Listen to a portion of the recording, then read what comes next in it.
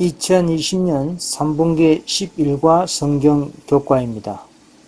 가족 안에서의 열매. 요한복음 12장 26절. 사람이 나를 섬기려면 나를 따르라. 나 있는 곳에 나를 섬기는 자도 거기 있으려니 사람이 나를 섬기면 내 아버지께서 저를 귀히 여기시리라. 하나님의 은혜의 계시를 통해 한때 무관심하거나 소원했던 마음이 하나로 연합할 수 있다라는 증언입니다. 이번 3분기 성경 교과는 계속 야곱의 생애를 통한 영적 교훈을 배우고 있습니다. 오늘날 대속죄일에 조사 심판의 시대에 살고 있는 영적 이스라엘 백성의 신앙이 어떠해야 하는지를 야곱의 생애를 통해서 배우고 있습니다. 1월 소재입니다. 회개와 회복. 답은 야곱이 하나님을 따르겠다는 의도에도 불구하고 그의 집에는 오랫동안 어떤 상황이 존재해 왔고 왜 그랬는가? 잠언서 26장 21절 숯불 위에 숯을 더하는 것과 타는 불에 나무를 더하는 것 같이 다툼을 좋아하는 자는 시비를 일으키니라. 잠언 27장 15절 다투는 부녀는 비오는 날에 이어 떨어지는 물방울이라 했습니다.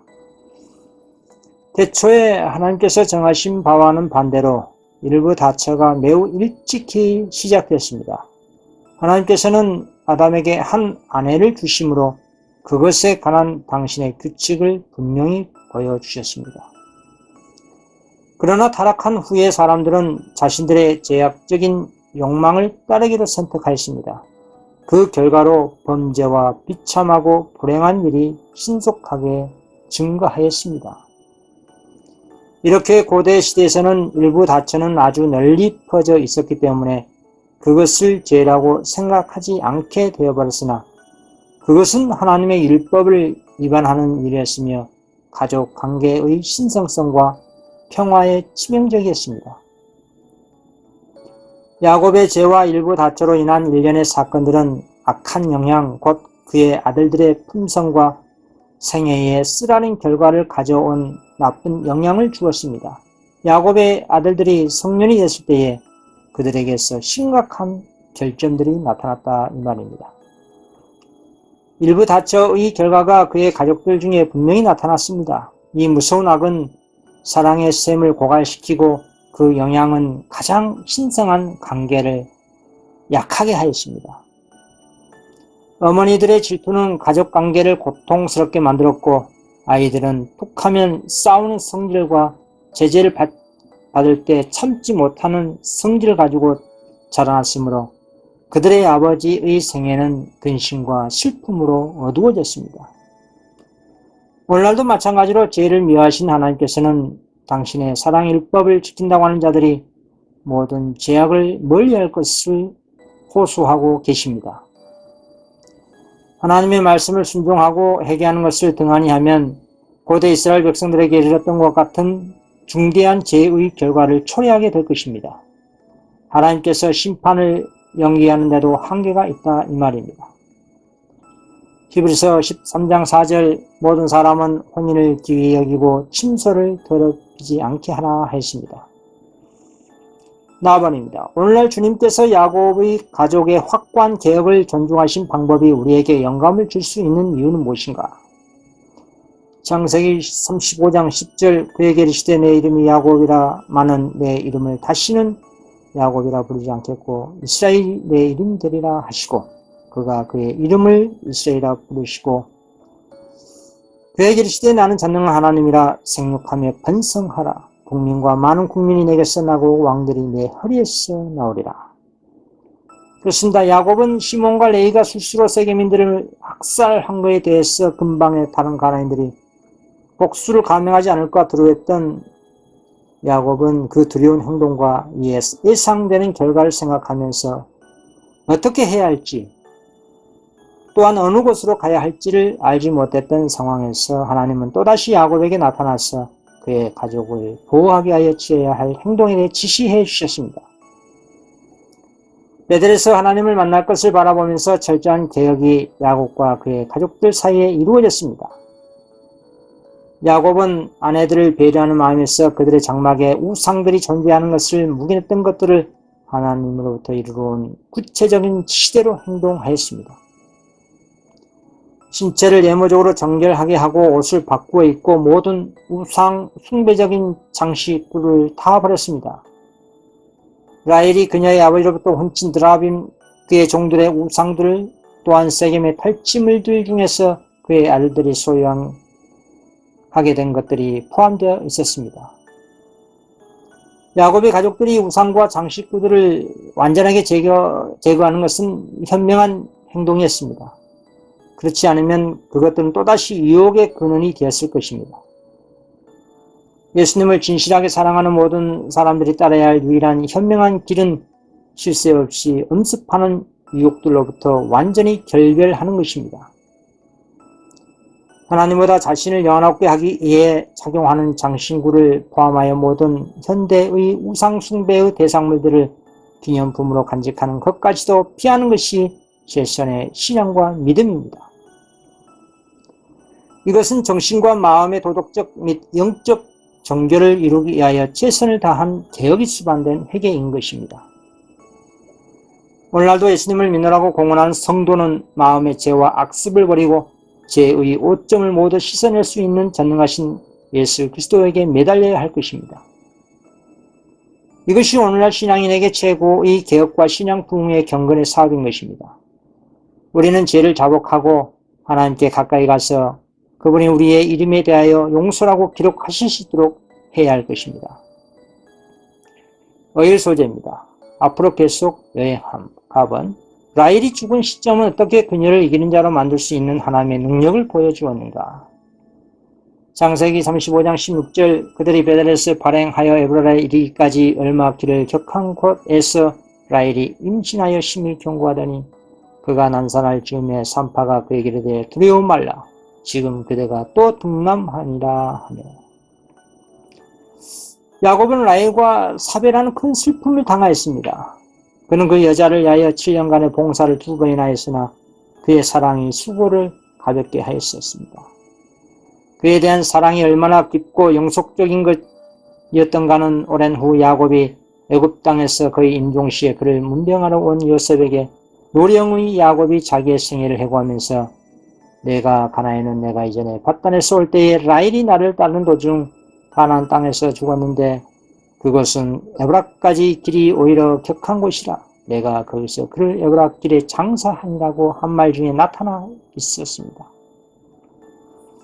야곱의 길고 파나만장한 생애를 통해 일어난 숱한 가정의 일들 중에 오직 라헬을 사별한 일만이 야곱의 마음에 떠올랐다 이 말입니다. 라헬이 죽기 전에 둘째 아들을 낳았습니다. 숨을 거두면서 그는 아들의 이름을 베노리 곧 슬픔의 아들이라고 지었습니다. 베냐민의 출생은 하나님이 또 다른 아들을 주실 것이라는 의미로 요셉의 이름을 지은 라헬의 소원에 대한 성취였습니다. 그러나 그 야곱은 그를 베냐민 곧 오른손의 아들 또는 나의 힘이라고 불렀습니다. 라헬은 죽은 그곳에 장사되었고 야곱은 그를 오랫동안 기억하기 위하여 그곳에 비를 세웠습니다. 나와버립니다. 오늘날 우리는 심각한 영적 퇴보로부터 어떤 경고를 주목해야 하는가? 야곱의 맏아들인 루벤의 죄가 어떻게 그를 장자의 명분에 축복받은 특권을 상실하게 만들었는가? 라는 질문입니다. 창세기 35장 21절 이스라엘이 다시 발행하여 에델 망대를 지나 장막을 쳤더라. 이스라엘이 그 땅에 유할 때 루벤이 가서 그 서모 빌하와 통관하매 이스라엘이 이를 들었더라. 야곱의 아들은 12이라. 잠언서 6장 32절 부녀와 간음하는 자는 무지한 자라 이것을 행하는 자는 자기의 영혼을 망하게 하며 상황과 능력을 받고 부끄러움을 씻을 수 없게 되나니. 그렇습니다. 에브라로 가는 도중에 다른 사악한 범죄가 야곱의 가족을 더럽혔는데 그것으로 인하여 장자 루벤은 장자의 명분의 특권과 명예를 상실하게 되었습니다. 장자 루벤이 장자의 명분의 특권과 명예를 상실하게 된 죄는 근친상간이었습니다. 빌하는 루벤 아버지의 아내였기 때문에 그것은 근친상간의 행위였다 이 말입니다. 모세의 법에서 이것은 사형으로 처벌되었습니다. 이방인들도 크게 경멸하던 그런 제약이었습니다. 빌하도 전적으로 무죄하진 않았겠지만 루벤은 분명히 매우 흉악한 도덕적 타락의 죄를 범하였습니다. 양떼의 목자를 쓰면서 공인하신 하나님께서 열흘 동안 참으시고 견책과 경고와 간청을 했지만 그 악한 길을 숨기고 계속적으로 그 안에서 악행함으로 하늘의 하나님의 율법을 거역한 이들을 위한 진정한 소망의 근거는 전혀 없을 것입니다. 그러나 그 어떤 경우에도 그들에게 영혼의 수호자직을 맡겨서는 안 될 것입니다. 답은입니다. 반면에 야곱은 하나님의 뜻을 최우선적으로 소중히 여기면서 어떻게 평화와 번영으로 축복을 받았습니까? 창세기 35장 27절 야곱이 기랏 아르바의 마브레로 가서 그 아비 이삭에게 이르렀으니 기랏 아르바는 곧 아브라함과 이삭의 의구하던 헤브론이더라. 이삭의 나이 180세라. 이삭의 나이 많고 늙어 기운이 지나며 죽어 자기 열조에게로 돌아가니 그 아들 에서와 야곱이 그를 장사하였더라. 그렇습니다. 야곱과 에서는 그들의 아버지께서 임종하는 병상에서 다시 만났습니다. 한때 형은 이때를 복수할 기회로 기다렸던 적이 있었습니다. 그러나 에서의 감정은 그 후에 크게 달라졌습니다. 야곱은 장자의 명분에 속한 영적 축복에 크게 만족하여 에서가 갈망하고 가치 있게 여긴 유일한 상속물인 아버지의 재산을 형에게 양도했습니다. 그들은 더 이상 질투나 증오로 사이가 나빠지지 않았으나 서로 헤어져 에서는 세일산으로 옮겨갔습니다. 축복을 후히 주시는 하나님께서는 그가 갈망하던 것보다 높은 미덕에 첨가하여 야곱에게 세상 재물도 허락하셨습니다.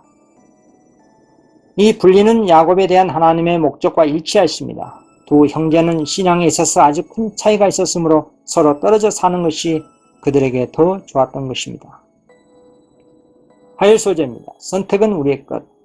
답은 에서가 하나님의 은혜의 선택을 거부한 것을 고려할 때 어떤 근거를 다시 강조해야 하는가? 로마서 9장 13절 기록된 바 내가 야곱은 사랑하고 에서는 미워했다고 하신과 같으니라. 에서와 야곱은 다 같이 하나님께 대한 지식을 배웠고 둘 다 하나님의 계명을 따라 행함으로 하나님의 총애를 받을 자유를 가졌었습니다.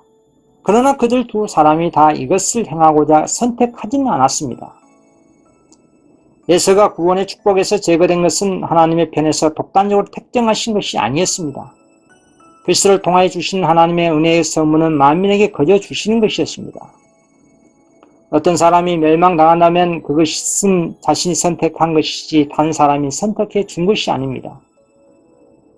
하나님께서는 모든 영혼이 영생을 얻도록 택하심을 입을 수 있는 조건을 그분의 말씀 가운데 제시하셨는데 그것은 그리스도를 믿는 믿음을 통하여 그분의 계명을 순종하는 것입니다.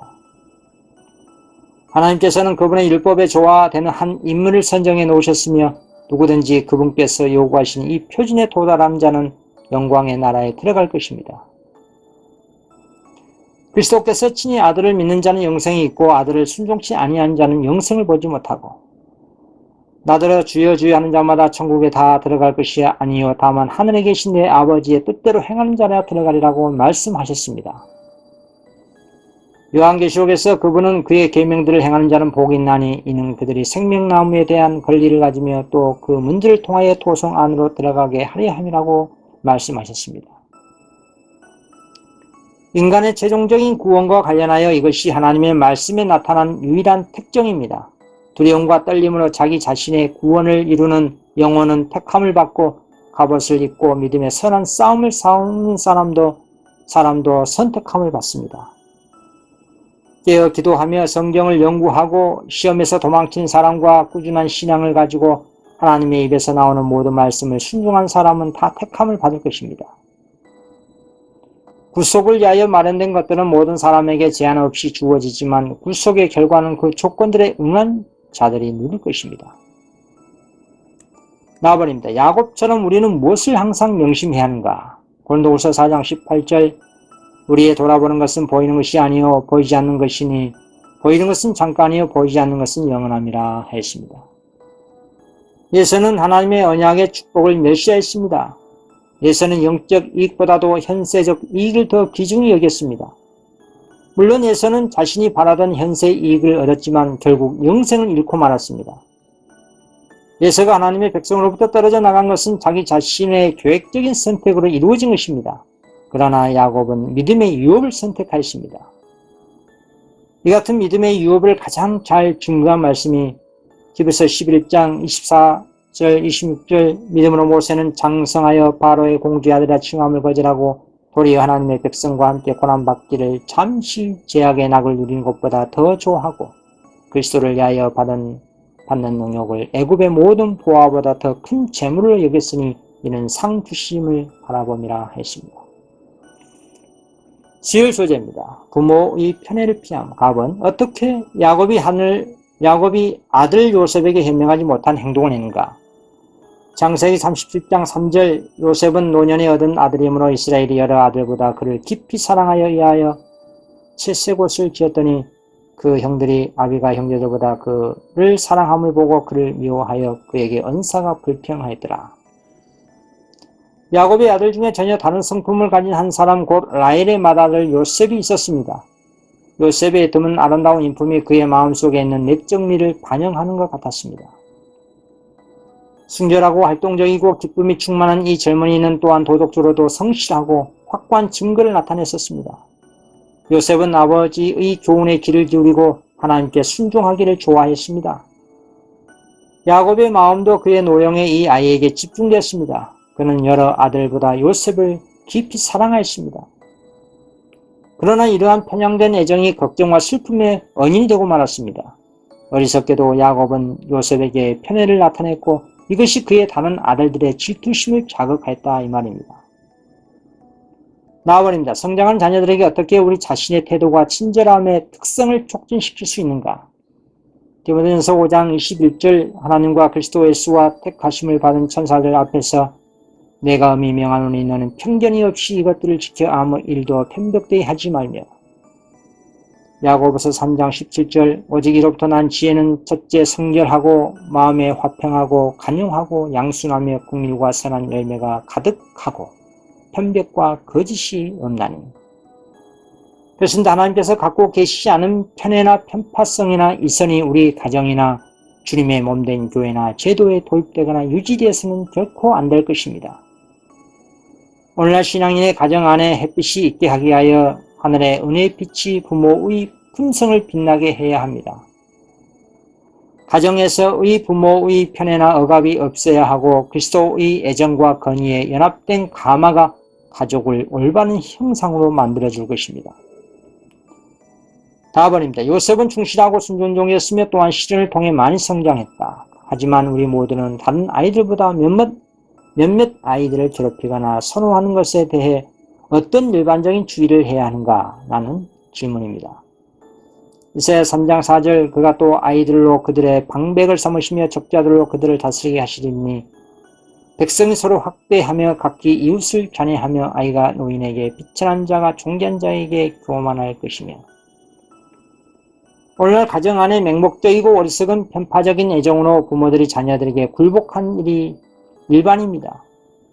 부모들은 무원칙적인 행위로 자녀의 연약한 손목에 방종의 고삐를 쥐어주고 그 자녀들은 걷기도 전에 부모들의 정신을 지배하고 있습니다. 그런 무원칙적인 방종의 자녀 교육으로 인해서 미래에 대하여 무엇을 기대할 수 있겠습니까? 그러한 자녀는 현재의 습관과 성향으로는 하나님의 왕국을 결코 볼 수 없을 것입니다.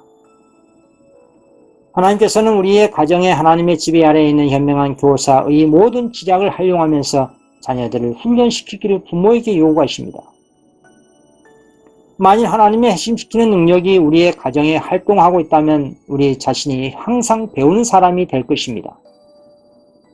우리는 그리스도의 품성을 나타낼 것이며 이 방면에 힘쓰는 우리의 노력을 하나님을 기쁘시게 할 겁니다.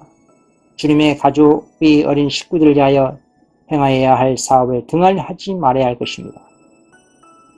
가정 안에서의 부모는 가정의 빛입니다. 그러므로 즐거운 말과 이루어하는 음성으로 빛을 비추어야 할 것입니다. 극기하게 해달라고 하나님께 기도함으로써 말 속에 들어있는 모든 독소를 제거한다면 하늘의 천사들이 우리의 가정의 빛을 보고 머물 것입니다. 그리고 자녀들에게 주는 은혜의 훈련은 올바르게 통솔된 가정으로부터 강하고 깨끗한 조류가 되어 세상으로 흘러나갈 것입니다. 목요 소재입니다. 질투의 증오. 질투의 증오. 답은 야곱의 아들들은 막내 동생 요셉에 대한 쓴 질투의 올무에 얼마나 깊이 빠져 있었습니까? 창세기 37장 18절 요셉이 그들에게 가까이 오기 전에 그들이 요셉을 멀리서 보고 죽기를 깨하며 그를 잡아 구덩이에 던지니 그 구덩이는 빈 것이라 그 속에 물이 없었더라. 때에 미디안 사람 상고들이 지나는지라. 그들이 요셉을 구덩이에서 끌어올리고 은 20개의 그를 이스마엘 사람들에게 팔매 그 상고들이 요셉을 데리고 애굽으로 갔더라. 그들이 요셉의 옷을 취하고 수염소를 죽여 그 옷을 피해 적시고 그 채색 옷을 보내어 그 아비에게로 가져다가 이르기를 우리가 이것을 얻었으니 아버지의 아들의 옷인가 아닌가 보소서 하며 요셉의 형제들은 요셉이 가까이 오는 것을 보았습니다. 요셉이 형제들을 만나기 위해 오랫동안 여행했으라는 생각도 요셉이 몹시 피곤하고 무척 배가 고프리라는 생각도 그들의 따뜻한 환영과 형제 우애를 그가 무척 갈망하려는 생각도 형제들의 증오심을 누그러뜨리지 못했습니다. 아버지의 사랑의 증거인 채색 겉옷을 보자 다수의 형제들은 정신이 미칠 지경이었습니다. 그들은 조롱하는 말로 꿈꾸는 자가 온다 하고 소리쳤습니다. 오랫동안 마음속에 몰래 품어왔던 질투와 보복의 정신이 이제 그들을 완전히 지배하고 말았습니다. 질투하는 사람은 어디로 가든지 독을 발산하여 친구들을 이간시키고 하나님과 사람에 대하여 증오와 반영을 일으키게 합니다. 나와버립니다. 질투의 원인은 무엇이며 역사상 가장 큰 신뢰는 무엇인가? 마태복음 27장 17절 저희가 모였을 때에 빌라도가 물어 가로되 너희는 내가 누구를 너희에게 놓아주길 원하느냐 바라바냐 그리스도냐 하는 예수냐 하니 이는 저가 그들의 시기로 예수를 넘겨준 줄 아니라. 마태복음 17장 20절 대사장 누가 장로들이 우리를 권하여 바라바를 탈라하게 하고 예수를 멸하자 하게 하였더니 총독이 대답하여 가로되 둘 중에 누구를 너희에게 놓아주길 원하냐 가로되 바라바소이다. 그렇습니다. 시기와 질투와 악한 억측과 헌담은 사단에서 나오는 것이요 이런 것들이 성령의 역사하심을 실제로 해방하는 것들입니다. 그리스도의 전 생애와 가르침은 겸손, 자비, 덕 그리고 극기의 연속적인 교훈이었습니다. 이것은 유대인에 의해 드러난 독선적이고 엄격한 정신에 대한 끊임없는 견책이었습니다. 예수님의 선하심으로 인해 그분은 질투와 증오의 대상이 되었으며 유대인들은 맹목적인 분노 속에서 예수님을 십자가에 못 박으라 십자가에 못 박으라고 외쳤습니다. 하나님께서 당신의 백성을 위하여 능력을 나타내실 때마다 사단은 몹시 증오합니다. 하나님께서 당신의 백성을 위하여 역사하실 때마다 사단은 자기의 부하들과 같이 하나님의 백성을 멸망시키기 위하여 그들의 세력을 가다듬어 활동합니다. 사단은 예수 그리스도를 그들의 힘으로 삼는 모든 성도를 시기 질투합니다. 왜냐하면 하나님의 성도는 그리스도 같은 품성을 사모하며 하나님의 계명을 예수 믿음으로 지켜 하나님의 율법과 조화되는 품성이 증거되기 때문에 사단은 시기 질투하는 것입니다. 바로 이 점 때문에 사단은 하나님의 계명을 지키며 예수의 증거를 가진 자로 더불어 싸우려고 세상을 자신의 편으로 삼아 악을 선동하고 있는 것입니다. 그러나 성경 예언은 다음과 같이 증거합니다. 계시록 17장 14절 저희가 어린 양으로 더불어 싸우려니와 어린 양은 만주의 주시오 만왕의 왕이심으로 저희를 이기실 터이요 또 그와 함께 있는 자들 곧 부르심을 입고 빼내심을 얻고 진실한 자들은 이기리로다. 이번 성경 교과 공부 마치겠습니다. 감사합니다.